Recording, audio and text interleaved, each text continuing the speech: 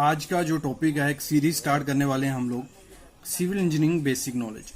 As a internship लेके चलो, जो बेसिक नॉलेज होता है साइट पे, जो आपको चाहिए साइट पे, मतलब प्रैक्टिकल नॉलेज, वो चीजें मैं आज से सीरीज स्टार्ट कर रहा हूँ।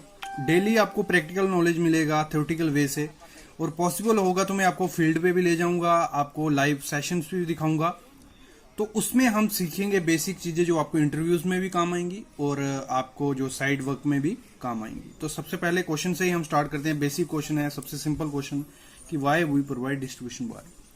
जो डिस्ट्रीब्यूशन वार होता है हम क्यों प्रोवाइड करते हैं। देखो, सबसे पहले एक बेसिक समझना, इसका मैं थोड़ा टू वे का भी क्लियर कर देता हूँ इसी के बीच। जो हमारा, अगर मैं इसको पकड़ के चलूं, ये 2 मीटर है हमारा, ये स्पान है हमारा 6 मीटर, ठीक है। तो इसमें क्या है, जब भी मेन बार जो डलेगा आपका, वो छोटी साइड में डलेगा। ये आ गया मेन बार, पहले मेन बार डलता है, ये साइड पे कंफ्यूजन होगी जाके आपको, क्योंकि जब भी आप स्टील बार बंधवाओगे साइड पे, तो सबसे पहले आपका छोटा बार डलेगा, उसके ऊपर आएगा हमारा डिस्ट्रीब्यूशन बार। और डिस्ट्रीब्यूशन का बार ऐसे तो बहुत महत्व है, लेकिन आपको इंटरव्यू वगैरह में पूछे कोई, तो मेन आपको आंसर क्या देना है, बोलना कि जो मतलब एक जो मेन बार है उसको पोजीशन में रखने के लिए हम क्या करते हैं, डिस्ट्रीब्यूशन बार डालते हैं।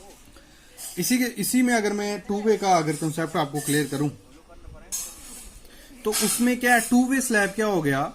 तो टू में क्या होता है, टू वे स्लैब में दोनों आपको मेन बार होते हैं, मतलब जो ऐसे तो डालना हमको सेम ही है। अगर मैं इसी को पकड़ूं, ये आ गया हमारा मेन बार, ये मेन बार, और डिस्ट्रीब्यूशन बार भी उसमें मेन बार ही कहलाता है, क्योंकि वो भी लोड डिस्ट्रीब्यूट करता है, ठीक है। दोनों मेन बार हो गए। और इसमें क्या होता है, लॉन्गर स्पान, ये आपको सबको पता होगा, आपने क्लासेस में इसका डिजाइन भी किया होगा, और ऐसे भी ये सब वीडियोस में आपको दिखाया जाता है, लॉन्गर स्पान अपान शॉर्टर स्पान, वो हमारा होना चाहिए लेस देन 2।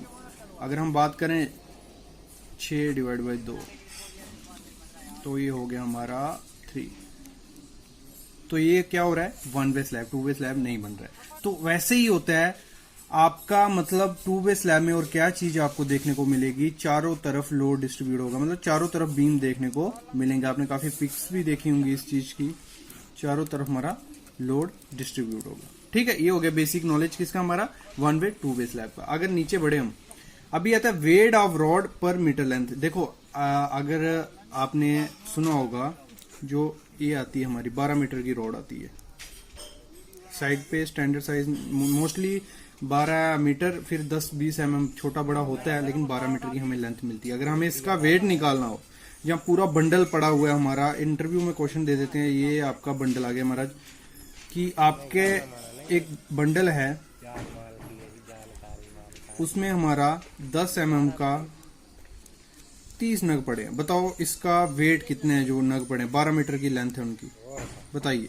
तो इसको निकालना है कैसे, आप कैसे बता सकते हो उसको डायरेक्ट इंटरव्यूअर को, 10 × 10 हो गया, into 12 metre divide by 162.2 into 30। Simple, ये फार्मूला आपको डालना है। मतलब क्या फार्मूला बना हमारा, d² L/162.2। डी हो गया हमारा, जो भी डाया होगा, लेंथ जितनी होगी मल्टीप्लाई कर देना है जितने नंबर ऑफ बार होंगे। तो इससे आप सिंपली बता सकते हो इंटरव्यूअर को, और आपको साइड पे जब आप इसका वार बेंडिंग शेड्यूल करोगे, बीबीएस बनाओगे, या उसकी बिल्डिंग करोगे जब, तो ये फार्मूला आपको काफी ज्यादा काम आने वाला है वहां पे, ठीक है। नेक्स्ट अगर बढ़ते हैं हम, L for column minimum rod. अगर देखो, आपने कॉलम देखा होगा, ऐसे घर पे भी कंस्ट्रक्शन जब करवाते हैं, तो जो आपका कॉलम का सरिया होता है वर्टिकल, उसके नीचे ऐसे किया होता है, L बनाया होता है ऐसे। तो इसको लेना चाहिए एज ए डेवलपमेंट लेंथ ही होती है, एंकरेज लेंथ बोल लो। तो इसको हम LD लेके चलते हैं, लेकिन वो अगर डिजाइन करोगे अच्छे से वैसे, लेकिन आपको मिनिमम ये चीज जो रखनी है, वो कितनी रखनी है, 300 mm। और अगर ऐसे LD के हिसाब से प्रोवाइड करनी है, तो कैसे करनी है, 50D देखना, ठीक है। 50 इंटू जो भी डाया होगा, अगर 16 है तो शायद अभी मल्टीप्लाई कर लेना आप, 800 mm कुछ आता है, 850 या 800 mm आता है। तो 800 कहां से होगा, जहां तक आपकी फुटिंग होगी। मतलब अगर मैं आपको बताऊं अच्छे से, ये फुटिंग आ गई मेरी, ये सरिया आ गया, यहां से लेके यहाँ एंड तक हमें कितना करना होता है 800 mm। 800 mm क्या है 50D, जो भी सरिया होगा जिस हिसाब से 20 का होगा तो 1000, हमें 1000 करना होता है, मतलब 50D के हिसाब से हमें इसको पूरा करना होता है। बाकी मिनिमम कितना आपको रखना है, ये वाला L 300 mm। आगे बढ़ते हैं। हुक लेंथ फॉर स्टीरअप, जो स्टीरअप होती है हमारी, ये स्टीरअप आ गई हमारी, इसकी जो हुक लेंथ होगी वो कितनी, मिनिमम कितनी होती है 90।